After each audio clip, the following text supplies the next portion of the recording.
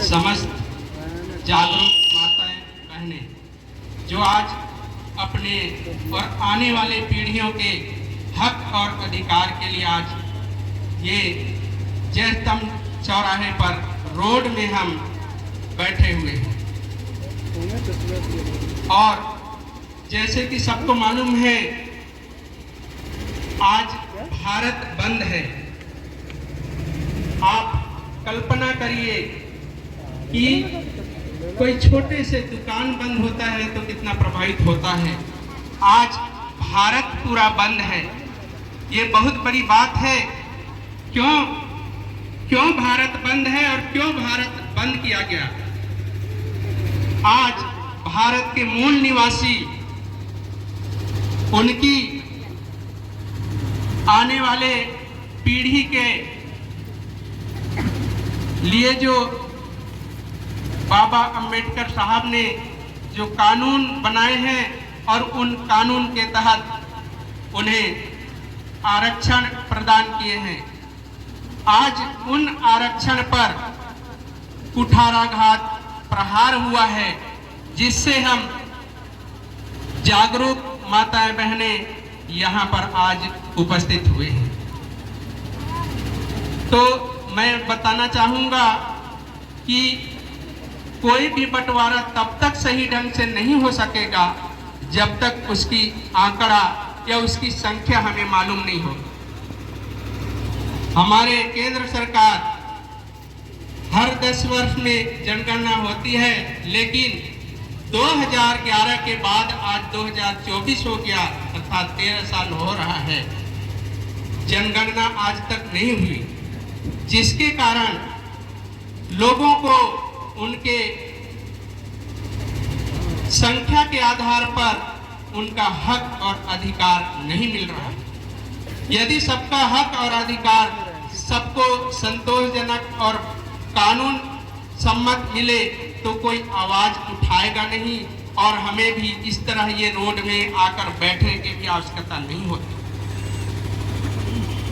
आज बहुत से लोगों को पता भी नहीं है, हमारे मूल निवासी भाइयों को, एसटी, एससी, ओबीसी, जिसके कारण आज वो अपने हक और अधिकार के बारे में नहीं जानते।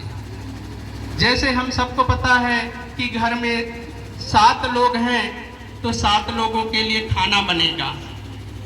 यदि 5 लोगों के लिए खाना बने, संख्या पता ना हो, तो 2 लोग भूखे रहेंगे। अर्थात 2 लोग भूखे ना भी रहें तो उनको बांट के खाएंगे तो सारे लोग संतुष्ट नहीं होंगे। ठीक इसी प्रकार आज हमारे देश में भी हो रहा है। जैसे मैं पिछले साल की बातों को दोहराऊं, हमारे बच्चे पीएमटी, पीईटी, पीएससी, यूपीएससी और नीट ऐसे प्रतियोगी परीक्षा लिखे हैं और वो पास भी हो गए।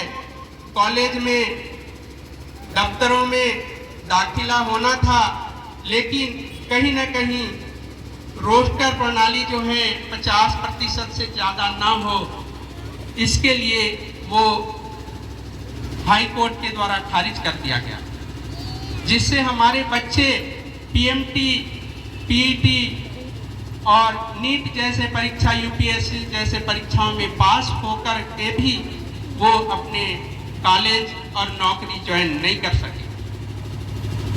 क्योंकि वहाँ आरक्षण का रोस्टर जो है 50% से ज़्यादा हुआ, जिसके कारण वो कोर्ट में आकर पचड़े में आया, फंस गया।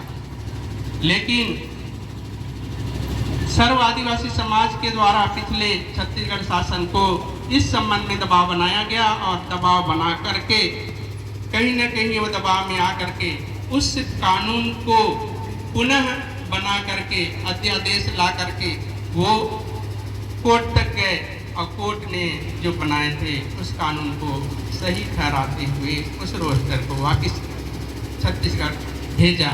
लेकिन छत्तीसगढ़ में आने के बाद छत्तीसगढ़ के लिए कोई कानून बने या देश के लिए कोई कानून बने तो वहाँ के राज्यपाल और देश के हो तो राष्ट्रपति का वो कानून में साइन होना होता है, तभी वो कानून प्रभावी होता है। लेकिन आज भी संदेह है कि पिछले वर्ष जो कानून बनकर के आया अध्यादेश, उस पर राज्यपाल महोदया, तत्कालीन राज्यपाल महोदया अनुसुईया उइके जी थी। जब कानून बनकर वहाँ से वापस आया सुप्रीम कोर्ट से, तो यहाँ पर जब उनका साइन होना था हमारे राज्यपाल महोदया का, लेकिन राज्यपाल महोदया को रातों रात यहाँ से मणिपुर भेज दिया गया। अर्थात आज तक उस कानून में राज्यपाल का साइन हुआ अथवा नहीं हुआ, आज तक हम लोगों को ज्ञात नहीं है। कल के दिन यदि ऐसी स्थिति बन पड़ती है तो वही कानून को ला करके हमको फिर दिखाया जाएगा कि इस पर राज्यपाल महोदया का साइन नहीं हुआ था और हमारे बच्चे ऐसे न हो जाएं। तो इस सब बातों को भी हम लोगों को ध्यान में रखना चाहिए। तो जनगणना और जनगणना के साथ जातिगत जनगणना, और उसमें हर एक जाति का अपना धर्म होता है। तो धर्म कोड कालम कब से हमारे आदिवासी, एसटी, एससी और मूल निवासी, ओबीसी सारे लोग मांग रहे हैं, लेकिन कहीं न कहीं इनको लटकाए रखा गया और आज 13 साल हो रहा है, आज तक जनगणना की कोई बात नहीं हो रही, जबकि 10-10 वर्ष में ये जनगणना होनी चाहिए थी और ये गणना तक होगी, तभी ऐसा कोई हमारे लिए प्लान बनेगा, हमारे लिए कोई नियम बनेगा जिससे सारे लोग उन नियमों के तहत और आगे उठ सके। साथियों, जैसे कि हम सबको मालूम है, यहाँ हमारे एसटी, एससी और ओबीसी के लोग को विशेष दर्जा दिया गया है, अर्थात आरक्षण दिया गया है। लेकिन कहीं न कहीं हम अपने आरक्षण के संबंध में नहीं जानते हैं, अपने संख्या के बारे में नहीं जानते हैं, इसलिए हम चूकते हैं। तो मैं आप लोगों को बता दूं कि भारत देश के अंदर एसटी, एससी, ओबीसीओं की जातियों की संख्या 6243 जातियां हैं, एसटी, एससी, ओबीसी मिलाकर, जिसमें भारत देश के अंदर एसटी 850 हैं, लेकिन 850 की गिनती अभी नहीं है, 801 की गिनती दर्ज है।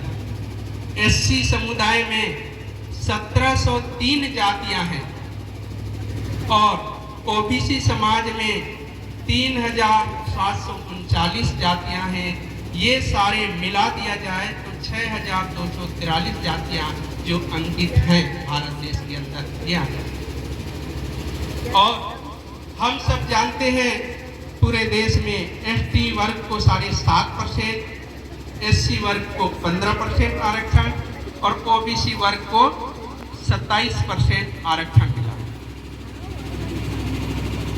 इस तरह यदि इन सब परसेंट को जोड़ें तो 50 से कम होता है, 49.5%।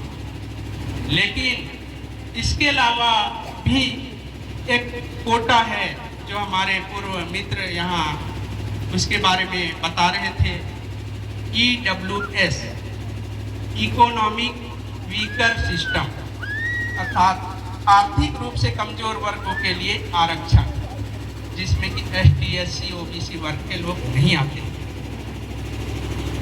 इन वर्गों का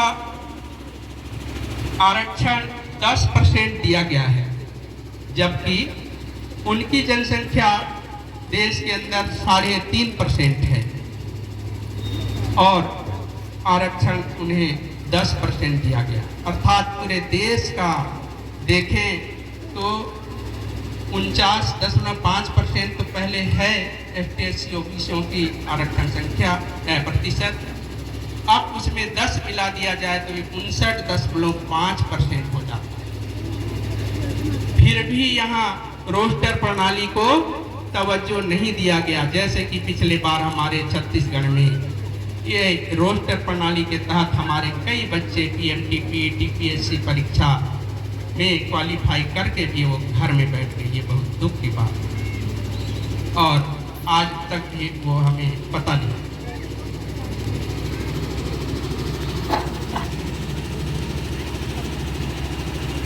जैसे आज हम यहाँ पर उपस्थित हुए हैं सुप्रीम कोर्ट के ST/SC वर्ग के आरक्षण के विरोध में जो कानून बनाया गया है, पास किया गया है, उसके विरोध में बैठे हैं और इस कानून में बार बार आ रहा है क्रीमी शब्द। तो सारे लोग और भी वक्ता इनको अपने अपने तरीके से आप लोगों तक पहुंचाने का प्रयास किए हैं। मैं भी अपने तरीके से इनको बता दूं, क्योंकि कई जगह हम गए तो ये शब्द ही ऐसा है क्रीमिलियर, तो इसे क्राइम माने क्राइम जल्दी समझ में आता है तो क्राइम कर दिए, वो इस टाइप का क्राइम से लेकर के वो अपने ध्यान में रखते हैं, लेकिन ऐसा नहीं है। क्रीमिलियर शब्द वह है जो कोई भी जाति है, जैसे ST/SC, OBC।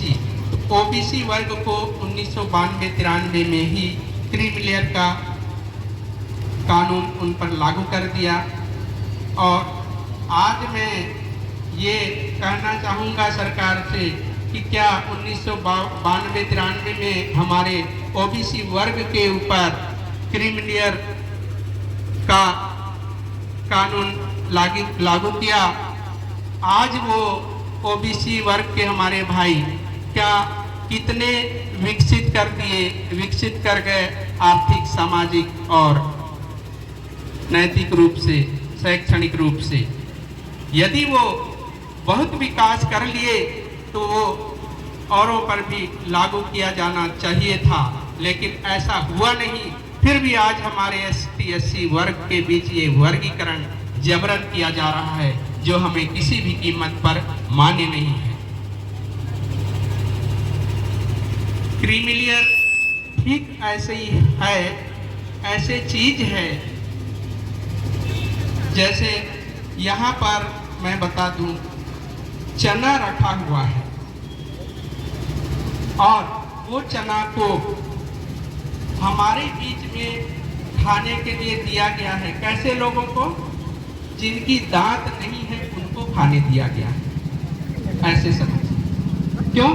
क्योंकि हमारा ST कोटा है, उस कोटे पर भी कोटा, अर्थात क्या कोई भी ST/SC समाज के लोगों का आर्थिक, सामाजिक स्तर ऊपर उठ गया तो उनके आने वाले पीढ़ियों को वो चीज ST तो रहेंगे, लेकिन ST का लाभ उनको नहीं दिया जाएगा। अर्थात चना रखा हुआ है, ये ST है, इनकी दांत भी है, लेकिन ये नहीं खा सकते। खाएंगे कौन? जिनके दांत नहीं है।